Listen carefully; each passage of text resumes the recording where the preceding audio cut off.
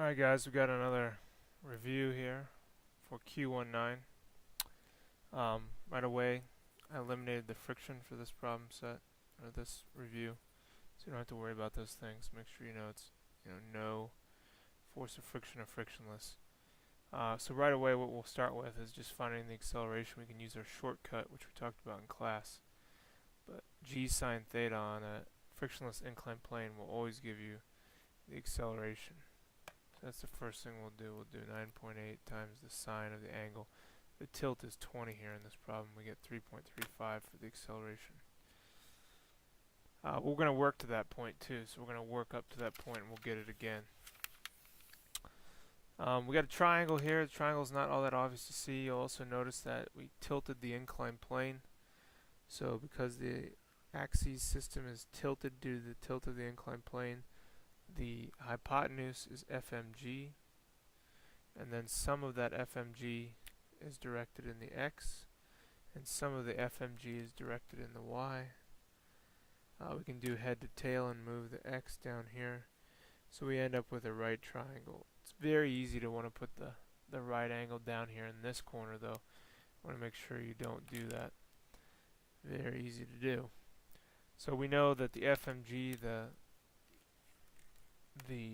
thing that is at an angle of 20 degrees, the same as the tilt of the inclined plane, will be equal to 12 times 9.8, so that's 117.6. Now some of that 117.6 is directed horizontally and some is directed vertically. So if we want to figure out what that would be, is we use our trig.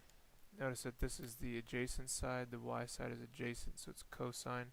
So we'll use hypotenuse, which is 117.6 times the function times the angle, and that's going to tell me exactly what the y side is. So 117.6 times the cosine 20 is 110. So almost all of it is directed vertically. Once we know that vertical component, that's actually what the force of normal equals. So because these are balanced or in equilibrium, or the arrows are the same size, if you know what the y component is, you know the force of normal. Now we can also come up with the x component, and if we want to find the x component, it's opposite or sine. So we take the hypotenuse times the sine of the angle 20. So 117.6 times the sine of 20 is 40.2. So that's what's of that much of the weight is going to make it want to move down the inclined plane.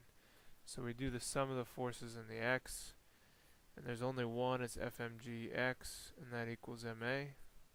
We put in 40.2, put in 12, solve for the A, you get 3.35, just as we got at the very beginning. So the shortcut works, and works well. Alright, we'll take a look at the other one here in the next video.